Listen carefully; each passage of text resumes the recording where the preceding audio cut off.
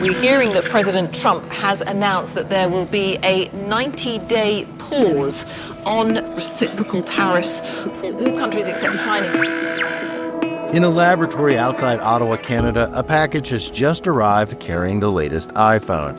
An analyst studies its chip, measures the microscopic distance, the nanometers between transistors on a speck of silicone the size of a pinhead. This is Tech Insights, a company that tears down high-tech goods, maps their parts, and shares the intel with its clients. On any given day, these guys are dissecting laptops, smartwatches, drones, TVs, all kinds of intelligent devices. And when the latest iPhone comes out, it's all hands on deck. So we show up at the Apple Store about 8 a.m. every Friday morning. They have a release, and we're back here in the lab within 20 minutes. By mid-afternoon, we've identified all of the components. So within as little as 4 hours. We typically will publish a blog about our initial findings by 3 p.m. the same day. And so half of the time is spent probably just doing photo preparation and technical writing, right? By the time we have a costed bill of materials, we're probably at day 2, day 3. By the end of a week, it's fully baked. We understand what's going on the phone. But we've been doing this for almost 30 years.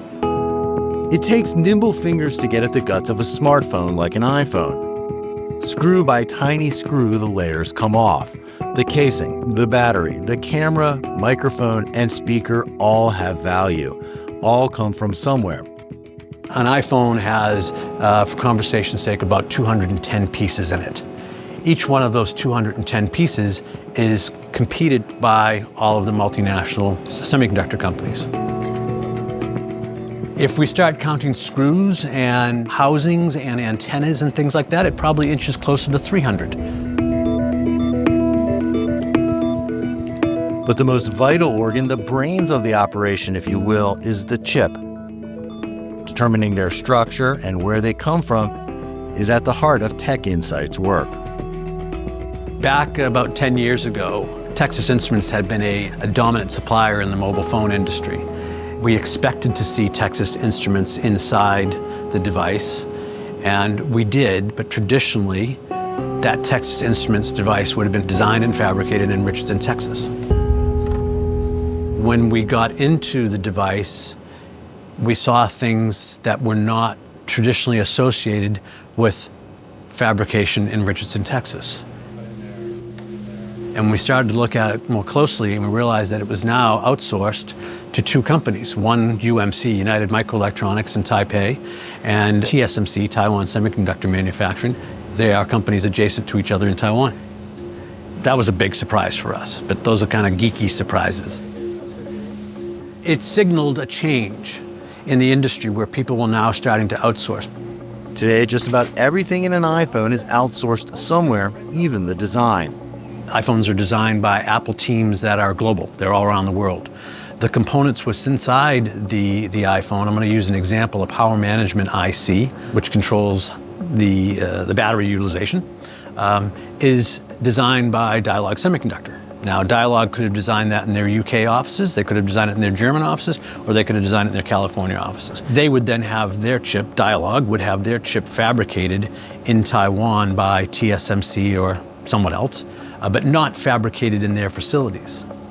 Just, the iPhone contains a chip from Dialog, which was designed potentially in Scotland, fabricated in Taiwan, packaged in Malaysia, and tested in the Philippines, and then shipped to an assembly facility in China, where the common story starts, where the final phone is assembled, tested, and then shipped to the consumer.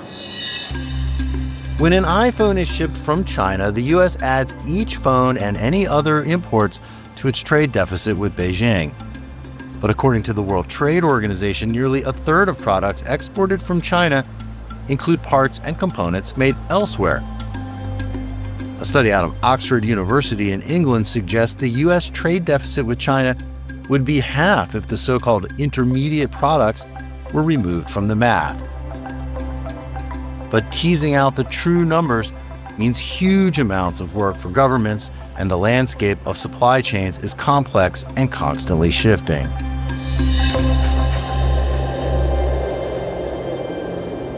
let's say that a consumer imports avocados from Mexico and eats them directly, obviously they're going to be paying, that consumer would pay the tax.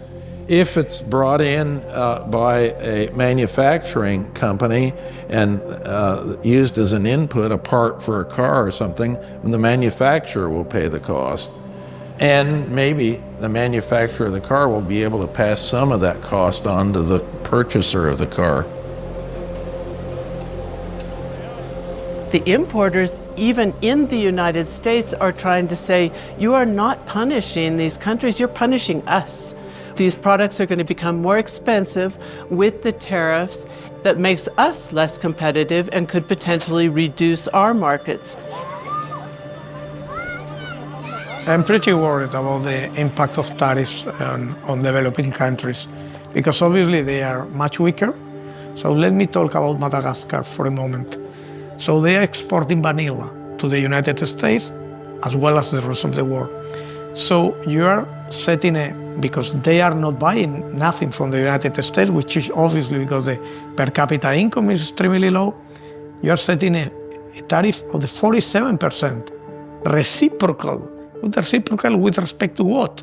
And apart from that, are you going to get vanilla from Wyoming or Nevada or Colorado?